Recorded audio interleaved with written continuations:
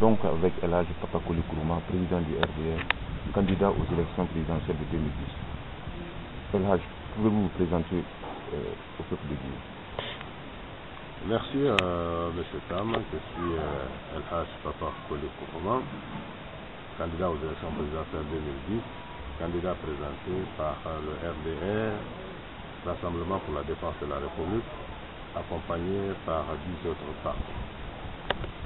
Je suis ingénieur télécommunication de formation et ingénieur commercial également de formation et cadre d'exploitation aéronautique.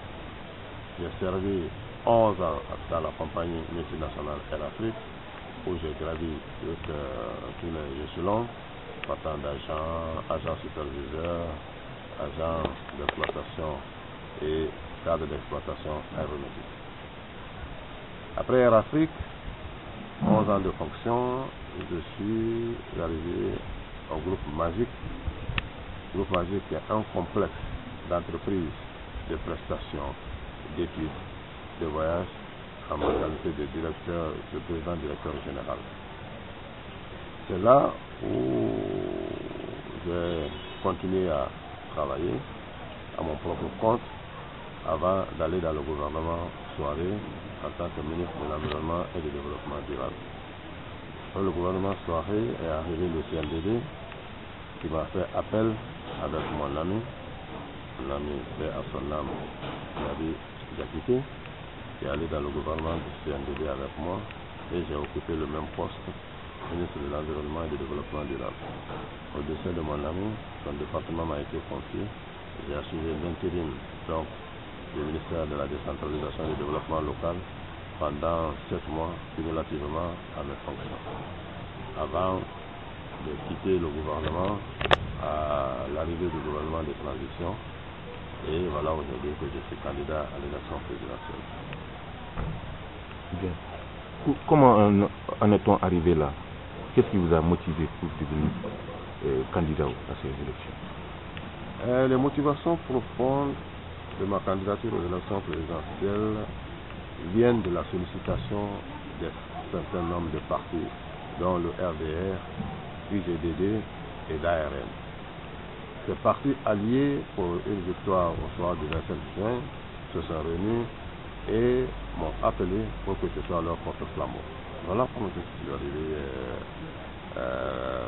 comme candidat aux élections présidentielles. Que promettez-vous fermement au peuple de Guinée quand vous serez élu président de la République de Guinée? Vous savez, les promesses, je m'en méfie beaucoup. Ce qui reste clair est qu'il y a un constat réel sur le terrain sur lequel nous allons bâtir notre projet de société. Nous avons été membres du gouvernement, nous connaissons les réalités du terrain. La première des choses qu'il faut pour la Guinée, c'est de réconcilier la Guinée avec elle-même. C'est de réconcilier les enfants de la Guinée pour que chacun s'accepte, que chacun accepte l'autre et que nous nous acceptons dans nos différences. C'est la première des choses. Donc la réconciliation nationale passe pour nous comme priorité de toutes les priorités. Et ensuite, nous avons la réforme de l'administration. La réforme de l'administration est une priorité également, puisque vous n'êtes pas sans savoir qu'aujourd'hui, notre grand mal dans ce pays, c'est le dysfonctionnement de l'administration. Et ce dysfonctionnement est dû à un certain nombre de fictifs, importants dans le fichier de la fonction publique. Ce qui vient alourdir la masse salariale. Ça, c'est un problème. Le deuxième problème est que non seulement on fait semblant de payer les fonctionnaires aussi font semblant de travailler. C'est pourquoi je disais la fois dernière à quelqu'un que si nous devons nous mettre à faire des audits, je ne suis pas partisan des audits, c'est qu'on va auditer toute la Guinée. Donc on n'audite pas seulement les premiers ministres. Il faut auditer aussi les fonctionnaires, tous ceux qui sont mêlés à une question des biens publics. Là aussi, ça doit être audité. Et je crois que là-bas, la situation est plus grave. Supposons qu'on laisse un directeur de trésor, un directeur du budget, un directeur, des investissements, qu'on ait audité un ministre de la Jeunesse. Alors qu'eux, ils touchent plus de budget, plus de 4 fois ou 5 produits, c'est 20 fois plus important qu'un ministre de la Jeunesse. Alors, je ne sais pas si vraiment on aura été équitable. Alors, si on veut réellement faire de véritables produits et que ça soit équitable, ça doit s'étendre sur tout le monde. Mais vouloir le faire aujourd'hui, je crois qu'on s'éloignera de l'essentiel. Je pense qu'il faut mettre sur le compte d'un système. Il faut mettre tout ça sur le compte d'un système qui a fonctionné comme tel, et aujourd'hui la Guinée doit se passer de ça pour pouvoir aller en avant. Sinon, si on se retrouve pour pouvoir parler de ce type, vraiment on n'avancera pas.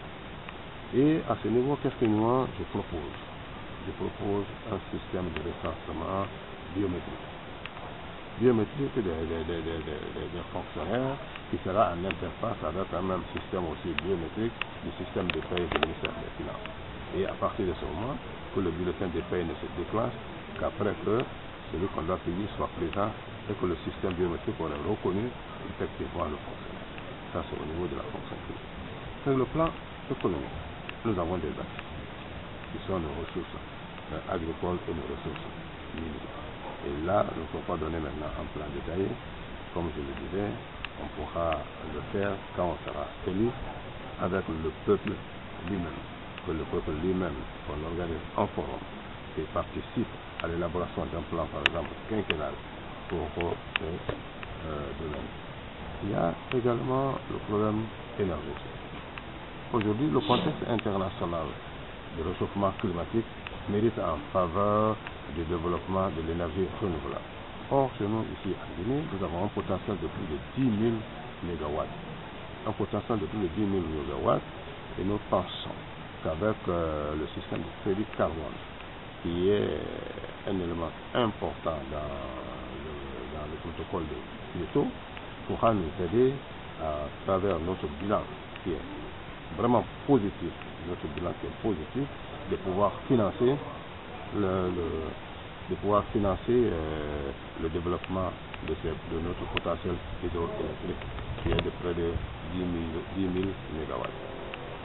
Et ensuite, sur le plan de l'éducation, sur le plan de santé, sur le plan de tout le reste, nous allons le faire avec le peuple lui-même qui participera à un forum pour pouvoir nous présenter un plan quinquennal dans lequel nous allons nous inscrire, et ça permet au peuple lui-même à mi-parcours de nous évaluer et de voir ce que nous sommes en train de faire par rapport à ces résultats. Bien, vous avez eu une bonne expérience dans le privé avec des succès qu'on connaît. Comment pourrez-vous transposer cette même expérience et cette réussite quand vous serez au sommet de l'État? Cette expérience, nous l'avons déjà transposée en termes de micro. C'est-à-dire quand nous sommes arrivés, par exemple, à la tête du département de l'environnement et du développement durable, c'était un ministère annexe, méconnu de la population. Et quand nous sommes arrivés là, j'avoue que tous les comptes étaient au bout. Il y avait rien. La première inquiétude était de savoir est-ce que parce qu'il n'y avait pas de compétences. J'avoue, le soir de ma nomination, j'étais vraiment perturbé. J'étais en train de chercher par-ci par-là des compétences, d'inviter des amis pour me demander de venir nous inviter, de venir nous assister dans ce que nous allons faire au département. Mais quand nous sommes arrivés là, nous avons essayé d'évaluer un peu le personnel. Le personnel, quand nous avons discuté ensemble, quand nous leur avons demandé de nous déposer des plans d'action, de nous parler de leur domaine respectif, nous sommes rendus compte que ce personnel était compétent. La compétence nécessaire, la compétence requise pour le fonctionnement du développement était là. Alors, à l'analyse de cette évaluation, je me suis dit, il y a certainement une question de management. J'ai mis en place un système de management participatif. Toutes les décisions se prenaient au niveau du conseil de cabinet, tout se discutait au niveau du conseil de cabinet, chacun savait ce que l'autre département devait faire. Et ensemble, nous sommes allés vers les partenaires pour les rassurer, pour établir la confiance, parce qu'il y avait plus de confiance, afin de pouvoir mobiliser les ressources nécessaires pour le fonctionnement du département. Ce qui a été fait. Je suis mis à leur école, j'ai appris vite et très vite, et ensemble, nous avons mené le combat. Nous sommes allés sur tous les terrains pour démontrer aux partenaires que désormais, il y a un département qui s'appelle le département de l'environnement et du développement durable. Nous avons créé les conditions de travail à vos personnels et en demandant de respecter un maître mot, le changement de comportement.